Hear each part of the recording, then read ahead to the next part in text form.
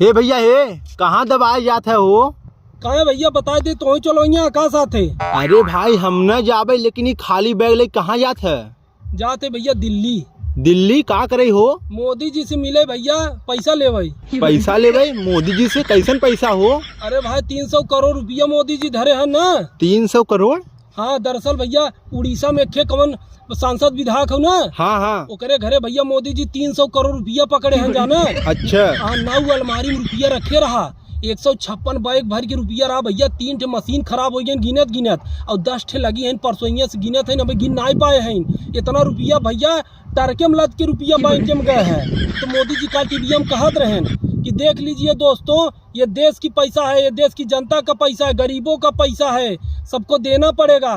तो भैया वही जाते अपने हिस्सा का पैसा मोदी जी से लेवे। तो भाई देश की पैसा देश में काम आए तो होके काहे दे ही मोदी जी? अरे भैया 300 करोड़ रुपया बा और देश में जनता कितना है 150 करोड़। हाँ। तो भैया एक जने के हिस्सा में 2 करोड़ आए ना, हमारे हिस्सा का पैसा दे दे भैया, अपने हिस्सा में चाहे जवन करें जाना। अच्छा। इन्होंने चक्कर जो भाई साहब लूट कुल धरे हैं ना। हाँ। उन्हीं के चक्कर में आज हम गरीब भाई भैया, नहीं तो हम करोड़पति भार आई तो जाना।